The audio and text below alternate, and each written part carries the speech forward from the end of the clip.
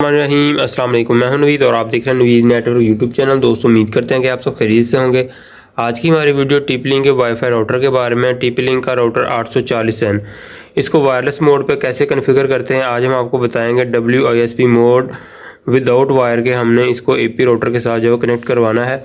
इससे पहले हमने एक राउटर और यूज़ किया था, टेंडा 301, क्लाइंट के घर लगाया हुआ था। तो इशू ये आ रहा था कि टेंडा का राउटर LCD को IP नहीं दे रहा था, जिसकी वजह से LCD के ऊपर इंटरनेट नहीं चल रहा था। तो हमने TP-Link का राउटर यूज़ किया तो उसने जो है वो इंटरनेट दे दिया, LCD को IP भी प्रोवाइड कर दिया, इंटरनेट चल गया। तो अभी हम TP-Link का राउटर 840N जो है वो उनको लगा कर देंगे WISP मोड, वायरलेस मोड पे। तो एक तो ये रिपीटर के मोड पर भी चला सकते हैं, WISP मोड पर भी चला सकते हैं, एक्सटेंडर का काम करता है जी। इसके अलावा इसको एज ए राउटर भी आप चला सकते हैं।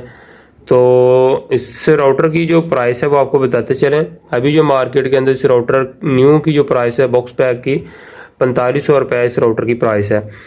तो ये टेंडा के राउटर से तकरीबन कोई 1000-1500 रुपये कॉस्टली होते हैं। अभी हम चलते हैं PC की स्क्रीन के ऊपर, इसकी सेटिंग के बारे में आपको बताते हैं कैसे आपने इसको WISP मोड पे कॉन्फ़िगर करना है।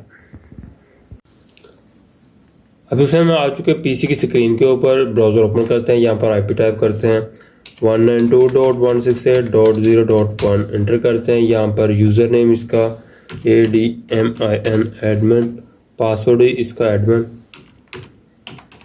इसको लॉगिन करते हैं। यहाँ से फर्स्ट इंटरफेस डिवाइस का ओपन हो चुका है। यहाँ पर हमने ऑपरेशन मोड के अंदर आना है, यहाँ से WISP मोड सेलेक्ट करना है और इसको सेव कर देना है और इसके बाद ओके कर देना है।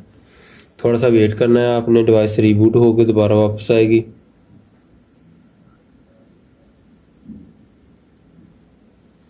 डिवाइस रीबूट होकर वापस आ चुके हैं। अभी हम वायरसेस के अंदर आएंगे।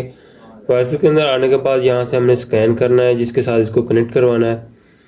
तो अभी हम यहाँ पर इसको कराते हैं जी कनेक्ट। ये TP-Link के साथ हमने इसको कनेक्ट कराना है। 62 सिग्नल आ रहे हैं।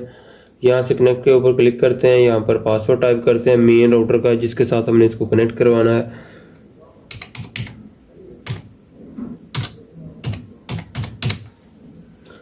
इसके बाद हम इसको सेव कर देते हैं।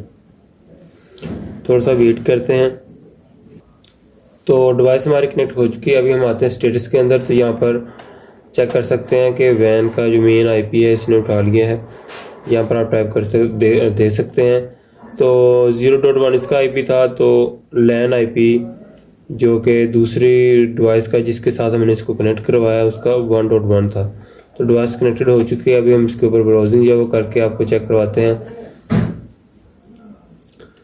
तो ये दे सकते हैं जी, इंटरनेट हमारा चल चुका है विदाउट वायर। इसको WISP मोड पे कॉन्फ़िगर किया था। अभी जो फर्स्ट राउटर है उसका भी पेज आपको चेक करवाते चलें। ये मेन राउटर का पेज है जिसके साथ हमने इसको कनेक्ट करवाया, वो भी TP-Link का ही राउटर है 940N। तो ये जो राउटर है इसको हमने इस राउटर के साथ जो है कनेक्ट करवाया है। तो यहाँ पर आप देख सकते हैं मेन का IP इसने पिक कर लिया है। इसके अलावा इसको रिपीटर मोड पे भी ये आप चला सकते हैं।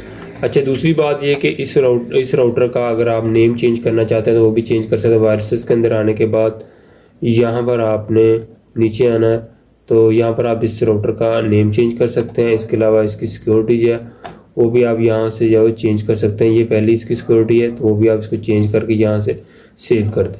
जस्ट इस तरह का काम है, ये WISP मोड पे कॉन्फ़िगर हो जाएगा।